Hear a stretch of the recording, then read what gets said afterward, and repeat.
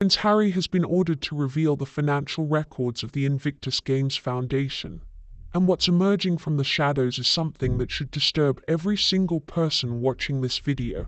Veterans, the very people Invictus was built to serve, have come forward saying they were left without insurance, without coverage, without the basic protections that any competently run charitable organization would provide, and while they suffered. The expenses column of this foundation tells a very, very different story. A story of designer outfits, 5-star hotels, private security details, chauffeured vehicles, and at the center of it all, a woman whose name keeps appearing in places it probably shouldn't. Meghan Markle. Let's start with the facts, because facts are stubborn things, and no amount of PR spin, no Netflix documentary, no carefully curated Instagram post can make facts disappear. Though goodness knows, certain people have tried. A lawsuit totaling $2.4 million has brought the financial operations of organizations connected to Prince Harry under intense legal scrutiny. And as part of that legal process, something extraordinary has happened. Harry has been ordered, not asked, not politely requested, not sent a lovely embossed invitation, ordered by legal authority to produce financial records. Now, for most charitable organizations, this wouldn't be particularly dramatic. Most charities operate with transparency. They publish annual reports. They open their books to regulators. They welcome scrutiny because scrutiny proves they're doing what they say they're doing, but not here. Not with Harry and Meghan. The resistance to producing these records has been, let's call it, conspicuous. And when someone fights that hard to keep financial records hidden, the question isn't really whether there's something problematic in those records. The question is how problematic, because here's what we already know about the expenses being run through these charitable endeavors. And I want you to listen carefully, because this is where the story shifts from disappointing to genuinely infuriating. Veterans who participated in Invictus Games events have reported, and these are real people with real injuries making real claims, that they were left without adequate insurance coverage during their participation. Think about that. You're a veteran. You've already sacrificed your body, possibly your mental health, for your country. You're invited to participate in what's sold to the world as a celebration of your resilience. And you show up to discover that the basic safety net of insurance simply isn't there. Where did that money go? Well, let's talk about where money was being spent. Multiple sources, investigative journalists, and now legal proceedings have begun to paint a picture of how charitable funds connected to Harry's ventures were being allocated. And the picture is not flattering. Let's start with wardrobe. And yes, I did just say wardrobe in the context of a veterans charity. Because apparently when you're attending events nominally designed to support wounded service members, the most important thing, the absolute priority, is making sure you're wearing multiple designer outfits. Not one, multiple, because obviously you can't be seen in the same ensemble at the morning session and the evening gala. That would be disrespectful to, what exactly? Certainly not the veterans. The only disrespect here is being caught charging designer fashion to a charity while those veterans' insurance premiums go unpaid. The hotel accommodations, top-notch, absolute top tier. We're not talking about a nice Hilton. We're talking about the kind of hotels where the thread count on the sheets has more digits than most people's bank balances. 5-star establishments, presidential suites. The kind of luxury that would make actual working royals, people who represent the crown at hundreds of events per year, raise a very deliberate eyebrow. The late Queen, God rest her soul, famously stayed in relatively modest accommodations when traveling for official duties. She understood something fundamental. When you're there to serve, the spotlight shouldn't be on your comfort. It should be on the cause, but that principle seems to have been lost somewhere between Kensington Palace and Montecito. Then there's the transportation, chauffeured vehicles, private security details that rival those of sitting heads of state. Now I want to be fair here, security is a legitimate concern, and I'm not suggesting anyone should be unsafe. But there's a difference between reasonable security measures and the kind of elaborate, exorbitantly expensive security apparatus that seems designed less for protection and more for appearance, for the look of importance, for the performance of being someone so significant, so vital, so threatened that nothing less than a presidential-level detail will suffice. All of this charged to foundations, charitable organizations, entities that exist, at least on paper, to serve veterans. And here's the question that keeps me up at night. Who signed off on this? Who looked at an expense report that included multiple designer outfits for the Duchess of Sussex and said, yes, this is an appropriate use of charitable funds directed toward wounded veterans, because somebody did. Somebody approved those expenses. And if the financial records that Harry has been ordered to produce actually see the light of day, we're going to find out exactly who that somebody was, my guess. We already know, now let's rewind. Because to understand where we are, you need to understand how we got here. And the origin story of this particular financial arrangement is remarkably telling. When Prince Harry was a working member of the royal family, his charitable endeavors operated within a structure. There were oversight mechanisms. There were protocols. There was accountability, not perfect accountability. No institution is perfect. But there was a framework designed to ensure that charitable funds went where they were supposed to go. Then Meghan Markle entered the picture. And one of the very first things she did, one of the earliest moves in what we can now see was a carefully orchestrated strategy, was to insist on being integrated into Harry's charitable foundations. Not as a supporter, not as a patron in the traditional royal sense, but as an integral part of the operational and financial structure. Now, at the time, this was presented to the public as a beautiful partnership. Two people in love combining their charitable passions, working together to make the world a better place. And the media, most of the media anyway, lapped it up. How romantic, how modern, how progressive. But with the benefit of hindsight, and with the benefit of legal proceedings that are now forcing these records into the open, a rather different interpretation presents itself. Because what that integration actually achieved was access. Access to financial structures. Access to expense accounts.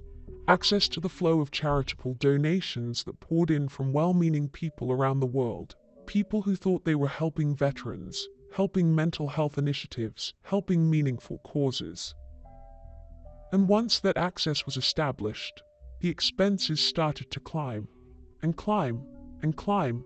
It is, according to multiple sources and now legal filings, ridiculous, and I'm using that word deliberately, ridiculous how much was being charged to these foundations for what were categorized as operational expenses, but looked to any reasonable observer like personal lifestyle subsidies. The grift, and I don't use that word lightly, the grift started when Meghan insisted on being part of Harry's foundations. That's not speculation, that's a timeline. That's a sequence of events that anyone can verify. Before Meghan's involvement, the expenses looked one way. After her involvement, they looked very, very different. And the most damning part, the part that should make every person who ever donated a single pound to any of these causes absolutely furious. The people who were supposed to benefit, the veterans, the service members, the wounded warriors, they're the ones who got shortchanged. They got shortchanged on insurance. They got shortchanged on support. They got shortchanged on the basic promises that were made to them when they agreed to participate. Meghan Markle got multiple designer outfits. I'll let that sit with you for a moment. Now I want to address something that has puzzled observers for years. And in light of this financial scandal, it suddenly makes a great deal more sense. The privacy contradiction Harry and Meghan have, since their departure from royal duties, made privacy their rallying cry. Privacy for their children, privacy for their personal lives, privacy, privacy, privacy. They sued media outlets over privacy. They gave interviews about wanting privacy. They wrote books about privacy. They made documentaries about privacy. They did podcast episodes about privacy. The irony of demanding privacy while simultaneously signing multi-million-dollar deals to expose every detail of your life on Netflix, Spotify, and in best-selling memoirs has been noted by everyone with functioning cognitive abilities. But it was always treated as simple hypocrisy. Rich people wanting to control their narrative. Celebrities wanting to choose which parts of their lives are public and which aren't. But what if it wasn't just hypocrisy? What if the aggressive, litigious, almost frantic insistence on privacy in certain specific areas wasn't about personal dignity at all? What if it was about keeping certain records out of public view? What if the privacy crusade was, at least in part, a legal and strategic framework designed to establish precedents that could later be used to resist exactly the kind of financial disclosure that's now being demanded? Because here's what's fascinating. Harry and Meghan demanded absolute privacy on very specific issues. The birth of their children, shrouded in unprecedented secrecy. Their financial arrangements, fiercely protected. The internal workings of their foundations, completely opaque. But on everything else, they couldn't get enough exposure. Netflix cameras in their home, tell-all books naming names and settling scores, opera interviews watched by tens of millions. They overexposed themselves on personal grievances, family conflicts, emotional struggles, and perceived slights. The selectivity is the tell. When someone demands privacy in one area but craves publicity in every other area, you don't look at what they're showing you, you look at what they're hiding. And what they were hiding, it now appears, was the money trail. Let me connect another dot for you. And this one is particularly uncomfortable, but it needs to be said. Remember the Archie situation. The claims about the royal family's alleged comments about skin color. Now, I want to be very careful here, because allegations of racism are serious and should always be treated with gravity. But the timing of those allegations, the way they were deployed, the strategic context in which they were revealed deserves scrutiny. Because those allegations emerged at precisely the moment when questions about the Sussexes' financial arrangements, their use of charitable funds, and their departure terms were reaching a critical point. And the effect of those allegations was immediate and total. Every other question disappeared. The entire global conversation shifted from where is the money going to who said what about Archie's skin color. It was, from a pure strategic communications standpoint, masterful, absolutely masterful. Take the most incendiary allegation imaginable, racism within the royal family, and deploy it at the exact moment when financial scrutiny is becoming dangerous. Suddenly, anyone asking about expense reports looks petty. Anyone questioning charitable fund allocation looks like they're deflecting from racism. The entire narrative is hijacked. Was that deliberate? I genuinely don't know. But I do know that the timing was extraordinarily convenient. And I know that the people who benefited most from that narrative shift were the same people whose financial records are now being pried open by court order. You can draw your own conclusions. So let's talk about this lawsuit in more specific terms. $2.4 million. That's the figure at the center of this legal action. And while the full details are still emerging through the legal process, what we know so far is deeply troubling. The lawsuit has created a legal mechanism through which Harry's financial records he has fought tooth and nail to keep private, may be compelled into full disclosure. And the reaction from the Sussex camp has been telling. Rather than welcoming the opportunity to demonstrate transparency, rather than saying, of course, here are our records, we have nothing to hide, every penny went exactly where it was supposed to go, the response has been resistance. Delay, legal maneuvering, the kind of procedural warfare that wealthy people deploy when they're trying to run out the clock and exhaust the resources of the other side. And sources close to the situation have indicated, and I find this particularly telling, that Harry and Meghan cannot afford to have these records revealed. Not financially cannot afford, although their financial situation is far less robust than the public image suggests, but reputationally cannot afford it. The suggestion is that what those records contain would be so damaging, so fundamentally destructive to the carefully constructed image of compassionate humanitarianism, that no amount of PR could repair the fallout. If that's true, and the intensity of their resistance certainly suggests it might be, then we're looking at something much bigger than excessive expenses. We're looking at a systematic pattern of financial conduct that could carry serious legal implications. And here's where it gets really interesting, because Meghan Markle's name, according to reports connected to these proceedings, is implicated in these financial records in ways that go beyond simply being Harry's spouse. Her involvement in the financial operations of these foundations wasn't passive, it wasn't ceremonial. It was active, direct, and documented, which means this isn't just Harry's problem, this is a Sussex problem. And the question becomes, if these records are fully disclosed, who faces the greater legal and reputational exposure? The prince who lent his name and his cause to the foundation, or the woman who, according to the emerging evidence, helped architect the financial structures that funneled charitable funds toward personal luxury? And now we arrive at perhaps the most poignant question in this entire saga. Will King Charles step in? Because make no mistake, whatever the public posture, whatever the official statements about the king's love for his son, whatever carefully worded expressions of familial affection are released through Buckingham Palace, this situation puts the crown in an extraordinarily difficult position. If Charles helps Harry, if the palace deploys its considerable legal and financial resources to shield the Sussexes from the consequences of this lawsuit, it becomes complicit. It sends the message that royal privilege extends to covering up potential financial misconduct. It validates every criticism ever leveled at the monarchy about accountability and transparency.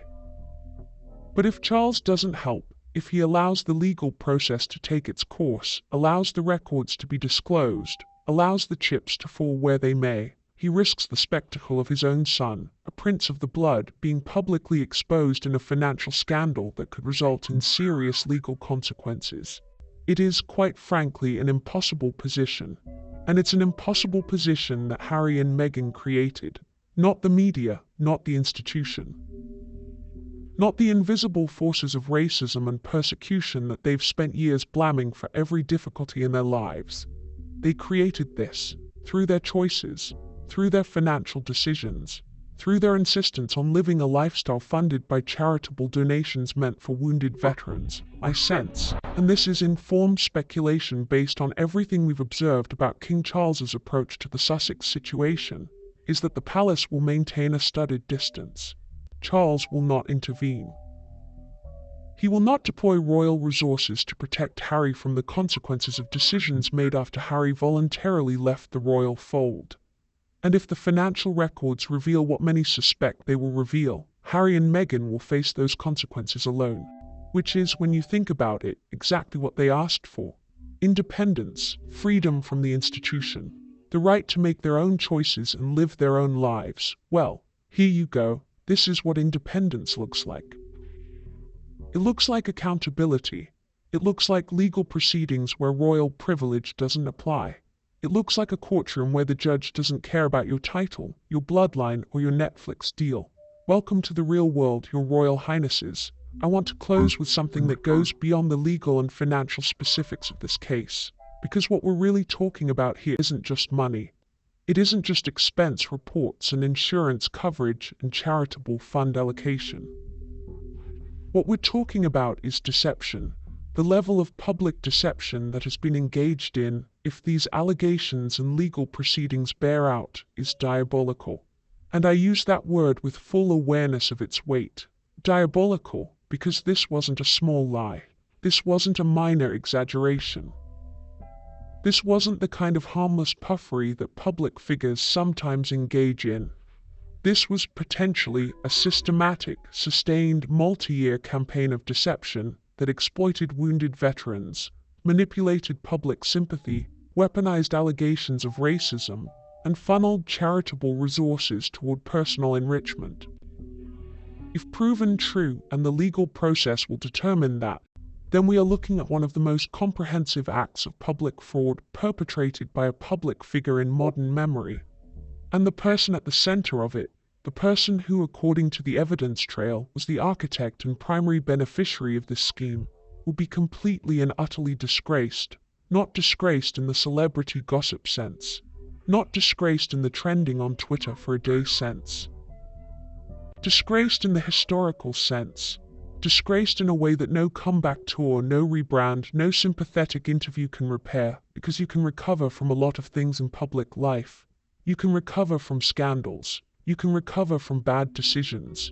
You can even recover from cruelty if you show genuine remorse, but you cannot recover from stealing from veterans. That is the one unforgivable thing. In Britain, in America, in the Commonwealth.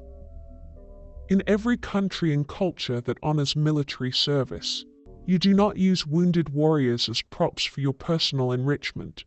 You do not stand on their sacrifice to elevate yourself. You do not take money that was given in their name and spend it on your wardrobe. If these financial records show what many now believe they will show, then Harry and Meghan, but most particularly Meghan, whose involvement in the financial structures appears to have been the catalyst for the pattern of excessive spending, will face a reckoning from which there is no return. The truth is coming out. The records will be revealed. The dots are being connected. And when the full picture emerges, when every expense report, every allocation, every decision about where charitable funds went and where they didn't go is laid bare before the public, there will be nowhere left to hide. No Netflix deal will save you. No opera interview will reframe this. No accusation of racism will redirect the narrative. Not this time, because this time the evidence speaks for itself. And evidence doesn't care about your feelings. It doesn't care about your brand. It doesn't care about your carefully curated image of humanitarian compassion. Now, before we go further, I want to establish something clearly. Prince Harry created the Invictus Games. And credit where it's due, the concept itself is genuinely admirable. A sporting competition for wounded, injured, and sick armed services personnel and veterans. An opportunity for men and women who have suffered enormously to compete, to reclaim their bodies, to find community, to experience the particular joy that comes from physical achievement when your body has betrayed you. As an idea, it is beautiful. As a concept, it deserves nothing but praise, which is precisely what makes the alleged financial misconduct so enraging. Because the more noble the cause, the more despicable the exploitation of it. The more vulnerable the beneficiaries, the more unconscionable the decision to shortchange them. You don't build a charitable enterprise on the backs of wounded heroes and then use it as a personal expense account. You simply do not do that. And yet here we are. Let's talk about the moment everything changed, because there was a moment. A specific, identifiable turning point after which the financial profile of Harry's charitable activities began to look fundamentally different. That moment was not a policy change. It was not a restructuring. It was not a new strategic direction or fresh board of directors. It was a marriage. When Meghan Markle married Prince Harry in May of 2018, she didn't simply become his wife. She became, in very short order, an integrated component of his public and charitable operations. And I want to be precise about the language I'm using here, because the language matters enormously. She insisted on it. That's not an interpretation. That's not a hostile reading of events driven by some animus toward the woman. That is the reported reality of what happened. Meghan Markle, newly arrived into the royal ecosystem, identified Harry's charitable foundations as entities she wanted to be part of, not as a gracious consort lending her name and her presence to her husband's good works, but as an active, integrated, operationally involved participant. Now, a cynical person might ask what a former mid-tier American television actress with no background in charitable sector governance, no expertise in non-profit financial management, and no established track record in humanitarian work brought to the operational table of a veterans charity. A very cynical person might observe that what she brought was primarily an appetite for the lifestyle that charitable events at the highest level provide: the travel, the hotels, the wardrobe opportunities, the global platforms, the carefully staged photographs and thoughtfully chosen outfits that communicate compassion while simultaneously serving as a fashion portfolio. And the expenses, oh the expenses, Because this is where the story stops being abstract and starts being viscerally, tangibly real. We are not talking about minor overruns. We are not talking about the kind of incidental expense creep that any organization experiences. We are talking about a pattern of expenditure so extravagant, so relentless, so comprehensively disconnected from the stated mission of helping veterans, that multiple sources with direct knowledge of these operations have used the word ridiculous to describe it.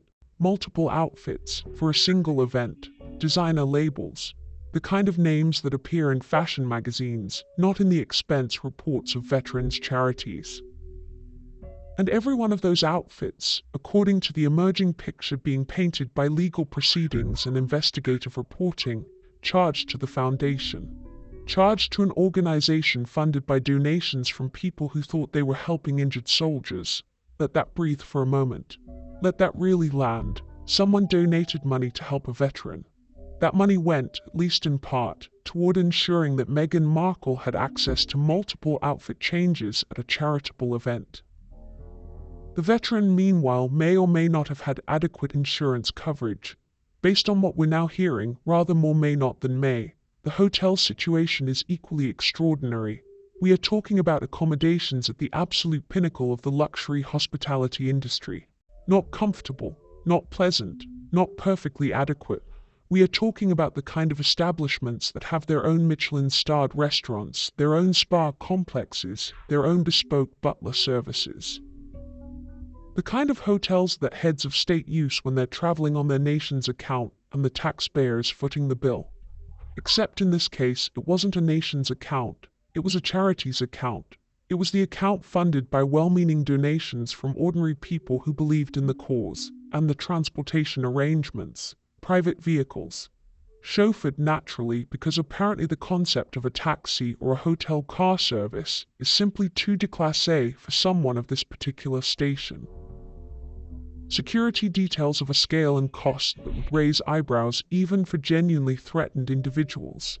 And while I acknowledge that security concerns are real and legitimate, there is a spectrum between adequate protection and performative grandeur, and it appears the Sussex preference was firmly at the grandeur end, all of it on the charity's tab. All of it reducing, pound by pound and dollar by dollar, the funds available for the people the charity existed to serve. And now those people, some of them, are talking. Veterans who participated in Invictus events and discovered that the insurance coverage they had been led to believe was in place was either inadequate or entirely absent. Real people. People who trusted that an organization bearing the name of a famous poem about the unconquerable human spirit actually had their basic practical needs covered. People who found out in the most unwelcome way possible that it didn't. I wonder genuinely how Meghan Markle feels about that. I wonder whether, when she was selecting between designer options for her third outfit of the day at one of these events, there was any awareness gap between the resources being allocated to her comfort and the resources being made available for veteran welfare. I wonder whether that contrast registered at all. Perhaps it didn't. Perhaps that's the most revealing thing of all. Because there's a particular type of person, and we've all encountered them in some form, for whom the performance of caring is so complete, so polished, so utterly convincing to themselves as much as to others, that the actual substance of caring becomes irrelevant. The feelings are real, the emotions are genuine, the compassion is authentically experienced in the moment of its expression. It's just that when it comes to the actual, practical, unglamorous, unphotographable work of ensuring that a veteran has insurance coverage, the passion somehow doesn't translate into action, because insurance paperwork doesn't make for a good Instagram moment. A veteran navigating a bureaucratic claims process doesn't provide an opportunity for a meaningful eye contact photograph. The mundane infrastructure of genuine charitable support is invisible, and invisible things don't build a brand.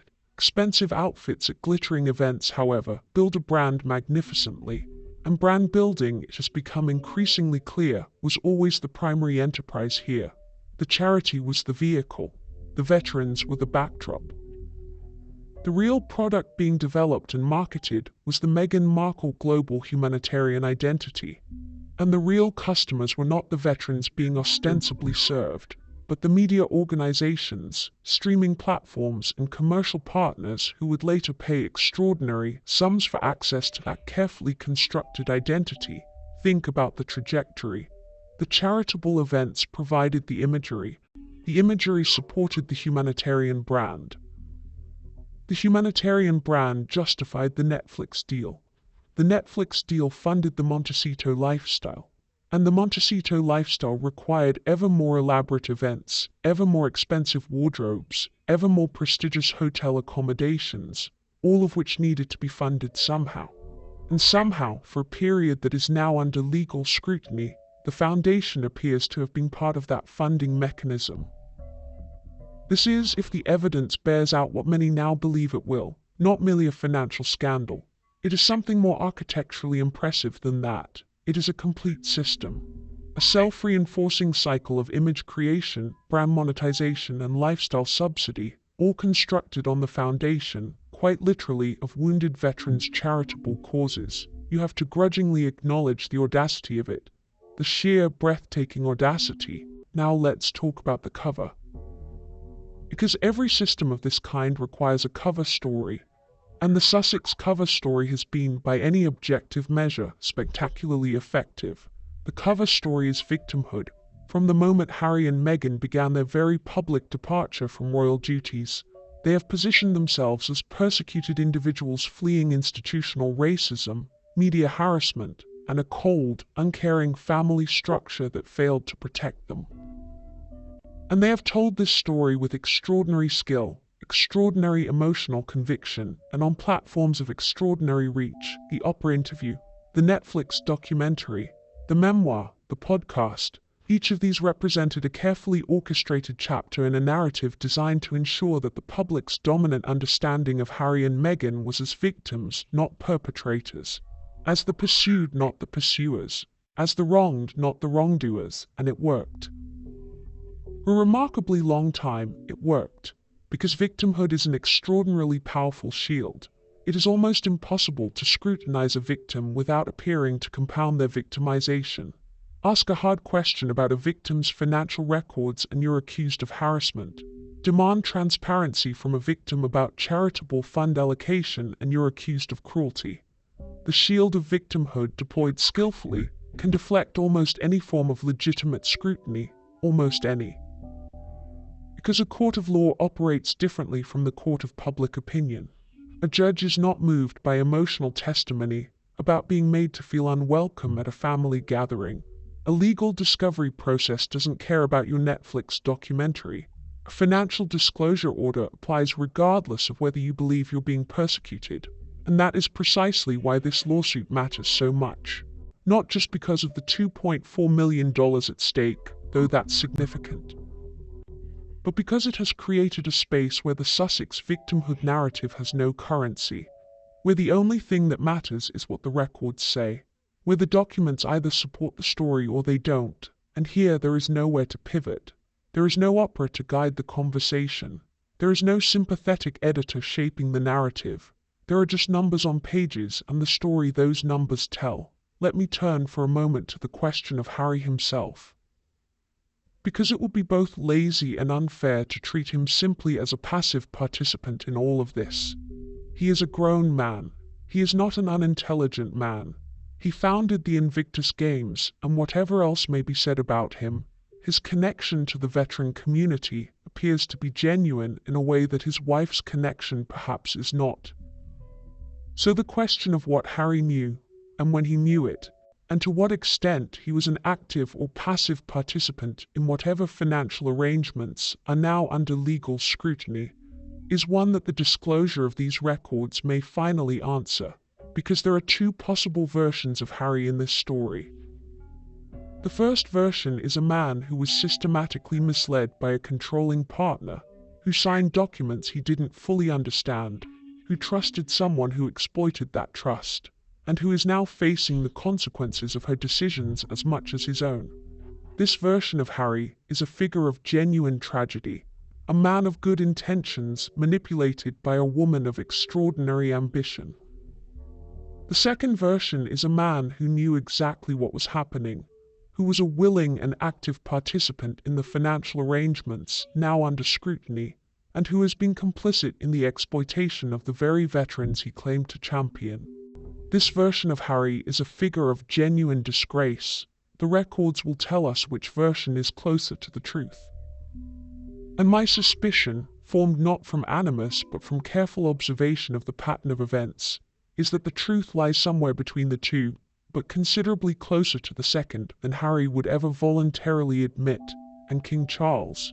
Let us consider what Charles does with all of this, because the king is nothing if not a man who understands the relationship between institutional reputation and individual conduct.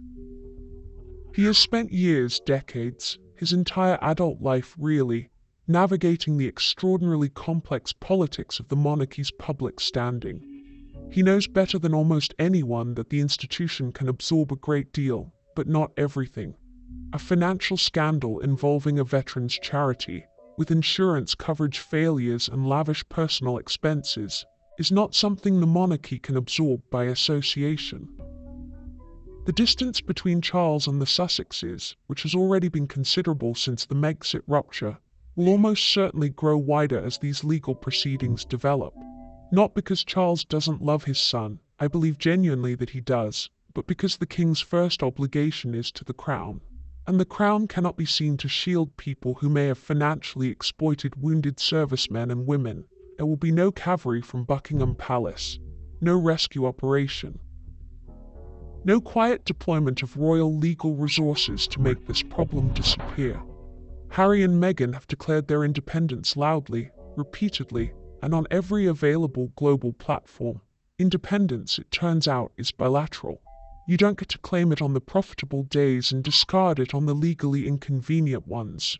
What troubles me most deeply about this entire situation, and I want to end here because I think it's the most important thing to say, is not the money. It's not even the legal jeopardy, serious as that may prove to be. It's the veterans. Because at the end of this story, when the lawyers are done and the documents are disclosed and the headlines have moved on to the next scandal, there will still be men and women who served their country, who suffered for their country, who were invited to participate in something presented to them as a celebration of their service and their resilience, and who were let down. Practically, materially, concretely let down.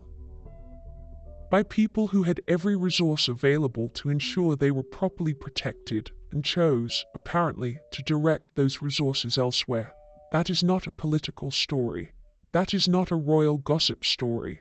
That is a moral failure of the most fundamental kind, and the people responsible for it should be held accountable in the fullest sense that the law allows. The $2.4 million lawsuit may be the beginning of that accountability. The financial records, when they are finally, unavoidably produced, may provide the evidence that makes that accountability real.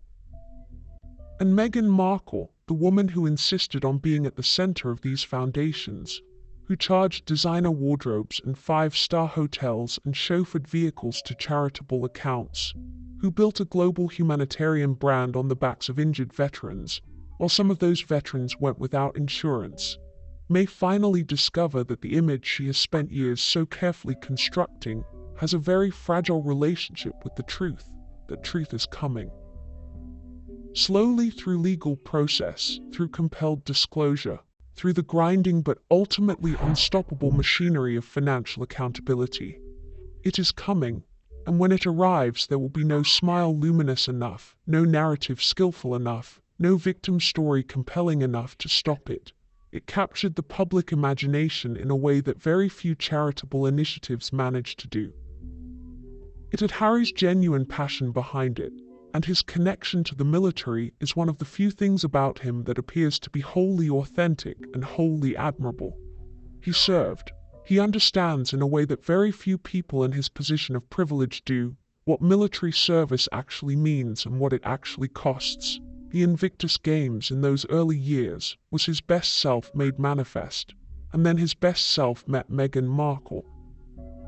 And things began, gradually and then with increasing speed, to change. Now I am not suggesting that love is a disqualifying condition, or the Harry should have remained forever a bachelor to protect his charitable endeavors. What I am suggesting is that the specific, documented, reported manner in which Meghan inserted herself into the operational and financial structures of Harry's foundations represents something that goes well beyond the normal participation of a supportive spouse. She didn't just attend events, she didn't just lend her name. She insisted, according to multiple accounts, on being woven into the very fabric of these organizations, into the decisions, into the structures, into the financial arrangements. And once she was inside those structures, the expenses start to tell a story that had very little to do with veterans, and a very great deal to do with a woman who had spent her entire adult life striving for a level of luxury and recognition that her career as a moderately successful American actress had never quite delivered, and who had now found in the charitable foundations of a British prince a mechanism for funding the lifestyle she had always believed she deserved. Let me paint you a specific picture, because specificity is what separates genuine accountability journalism from vague insinuation, and what we're doing here is accountability. Imagine an Invictus Games event, one of the international editions, perhaps a major production, multiple nations competing, real veterans, real injuries, real stories of courage and perseverance, cameras everywhere, media coverage. The kind of event that generates the images and the emotional content that keep donations flowing into the foundation. Now look at the expense report for that event. Look at the line items associated with the Duchess of Sussex's attendance. Multiple outfit changes, designer labels, because apparently attending a sporting event for wounded veterans requires the kind of wardrobe preparation normally associated with a major fashion week appearance. The individual garments, each one potentially costing more than a veteran's monthly disability allowance. Look at the hotel arrangements. Not a hotel, a specific category of hotel. The kind that has a name known even to people who will never be able to afford to stay there. The kind where the breakfast costs what a family of 4 might spend on their weekly shop. Charged to the foundation. Charged to the charitable entity funded by donations given in good faith by people who wanted to help injured service members. Look at the ground transportation. Chauffeured vehicles of the kind that project a very specific image. The image of someone extraordinarily important. Someone whose time is so precious, and whose person is so significant that the ordinary mechanisms of getting from one location to another simply will not suffice. Charged to the foundation. Look at the security arrangements. Now expand from there, and then look at the other side of the ledger. Look at what the veterans received. Look at the insurance coverage, or rather, look at where the insurance coverage that should have been in place appears not to have been. Look at the gap between what was promised to participants and what was actually provided. That gap, that yawning morally catastrophic gap between the luxury allocated to the Duchess of Sussex and the basic protections denied to the veterans she was supposedly there to celebrate, that is the story. That is the thing that should make every decent person who hears it feel something profound and uncomfortable in their chest, because it isn't complicated. You don't need a law degree or a financial background or any particular expertise to understand it. You simply need to be able to hold 2 facts in your mind simultaneously. Fact 1. Veterans who participated in Invictus events were left without adequate insurance coverage. Fact 2. Multiple designer outfits were charged to the Invictus Foundation for the Duchess of Sussex. Hold those 2 facts together and tell me what you feel. Now let's talk about the architecture of concealment. Because this didn't happen by accident, and it wasn't discovered easily. The financial arrangements that are now under legal scrutiny were protected by layers of privacy, legal instruments, and most effectively, narrative. The narrative of victimhood. I want to spend some time on this because I think it's the most sophisticated and frankly the most troubling element of the entire Sussex operation. Because it's one thing to misuse charitable funds. That's a crime, potentially, and crimes can be prosecuted and punished. But it's another thing entirely to construct a narrative so powerful, so emotionally resonant, so perfectly calibrated to the cultural moment that the misuse of those funds becomes almost impossible to discuss publicly without appearing to be part of the problem. That is what Harry and Meghan achieved, and it was not accidental. Consider the timing and deployment of their various public interventions.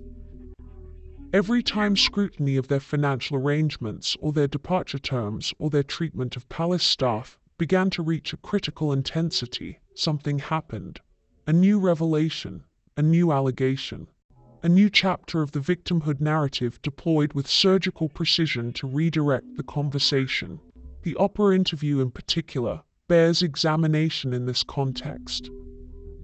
It arrived at a moment when serious questions were being asked about the Sussexes' conduct and their financial arrangements post-departure, and it detonated like a narrative bomb, scattering every other conversation to the four winds. Suddenly, the only thing anyone was talking about was the allegation of racism, the claim about Archie's skin color, the suggestion that the royal family was a cold and racist institution that had driven a mixed-race woman to the brink of despair. Now, I want to be very careful here, and I want to be very precise, because precision matters enormously when you're discussing allegations of racism. Racism is real. Racism within institutions is real. The pain of experiencing racism is real and should never be minimized or dismissed. But the strategic deployment of racism allegations as a tool to neutralize legitimate scrutiny is a separate thing. And it is a thing that deserves to be named clearly and examined honestly, regardless of how uncomfortable that examination makes us. Because what happened in the aftermath of the Oprah interview was that every financial question, every governance question, every question about charitable fund allocation and veteran welfare became radioactive. To ask them was to appear to be attacking a woman who had just described suicidal ideation. To demand transparency was to appear to be compounding the cruelty she described experiencing. The victimhood narrative didn't just answer the questions. It made the questions unaskable. That is not a coincidence. That is strategy, and it worked magnificently for several years. It created a protective shield around the Sussex financial operations, so robust that even professional journalists with significant resources found it almost impossible to penetrate when accused of racism, cruelty, or complicity in the harassment of a vulnerable woman. But here is the thing about legal proceedings that makes them different from public discourse. A judge cannot be accused of racism for ordering financial disclosure. A court cannot be called cruel for compelling document production. The legal process does not have feelings that can be hurt or sensitivities that can be triggered. It simply applies the law. And the law in this instance says that these records must be produced, which brings us to where we are. And where we are is extraordinary. For the first time in the entire Sussex saga, a saga that has consumed enormous amounts of public attention, royal commentary, and media resources for the better part of a decade, the protective layer is gone. The narrative cannot help them here. The victimhood cannot shield them here. The practiced tilt of the head and the luminous camera-ready expression of compassionate humanity cannot persuade a financial disclosure order to go away. The records exist. The court wants them. And the resistance, the fierce, expensive, legally sophisticated resistance that Harry and Meghan have mounted against producing them, tells us, with more eloquence than any documentary or memoir, that what those records contain is something they absolutely cannot afford for the world to see. Let me tell you what I think is in those records. Not as established fact, the legal process will determine that, but as informed analysis based on everything we know about the pattern of financial conduct that is already partially visible. I think the records show a pattern of expense allocation so systematically tilted toward personal luxury that it constitutes a fundamental betrayal of the charitable mission. I think they show that the integration of Meghan Markle into the Foundation's operational structure coincided with a dramatic escalation in personal expenses charged to charitable accounts. I think they show that decisions about resource allocation were being made with reference not to veteran welfare, but to lifestyle maintenance. And I think, and this is perhaps the most damaging element, they show that the people making these decisions were aware of the gap between what was being spent on personal expenses and what was being provided to veterans, and made those decisions anyway. That last element, if proven, transforms this from a story about poor financial governance into a story about something considerably darker. It transforms it into a story about people who looked at wounded veterans and saw, not human beings deserving of care and support, but an opportunity, a branding opportunity, a fundraising mechanism, a sympathetic backdrop against which to construct a global humanitarian identity, and that is diabolical, not a word I use casually or for dramatic effect. Diabolical in the precise sense, morally evil, deliberately and systematically harmful, conducted with awareness of the harm being done. Now let's consider Meghan Markle specifically, because Harry, whatever his failures of judgment and oversight, has a genuine history with the military community that predates Meghan and exists independently of her. His connection to veterans is real. His motivations for establishing the Invictus Games were, I believe, genuine.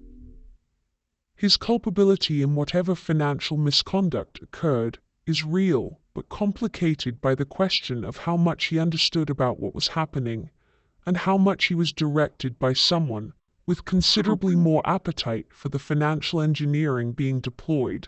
Meghan has no such complicating factors.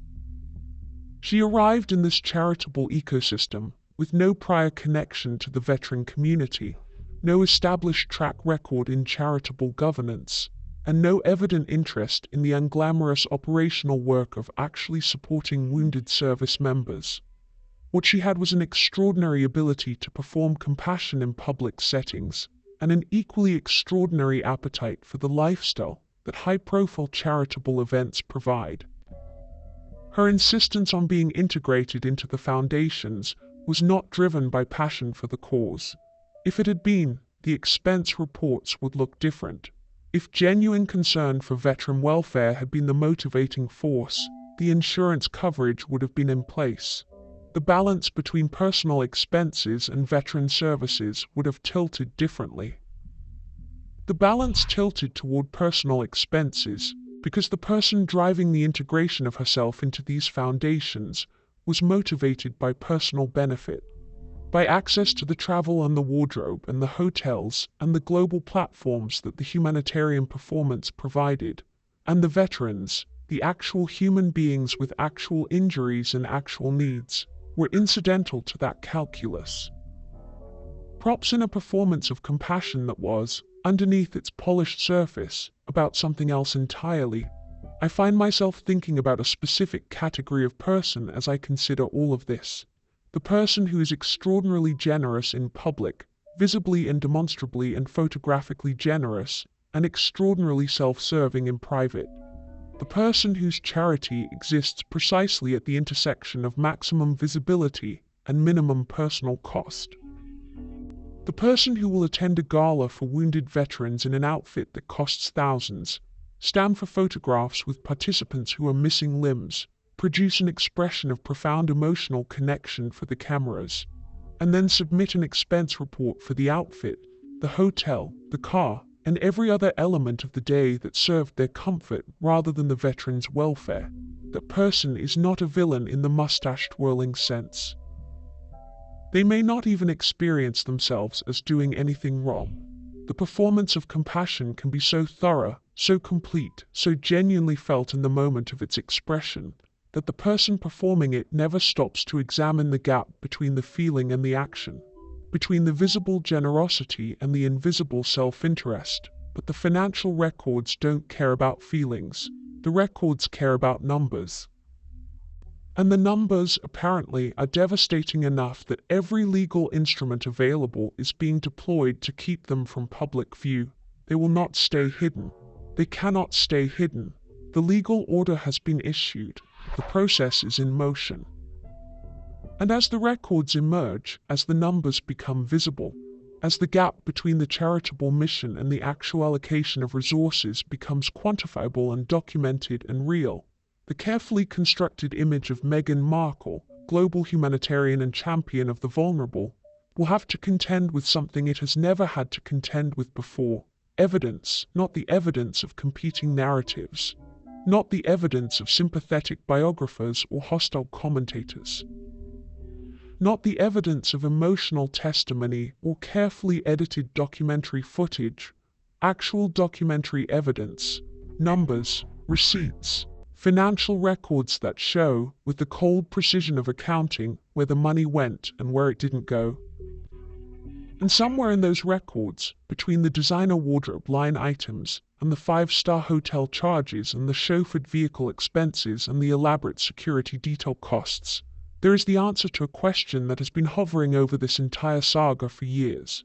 How much of what Harry and Meghan have presented to the world, the compassion, the humanitarian mission? Please don't forget to subscribe to our The King YouTube channel to get more updates in the future. Thank you so much for tuning in. Have a lovely evening, and we'll be back to see you tomorrow. Bye. I love you all.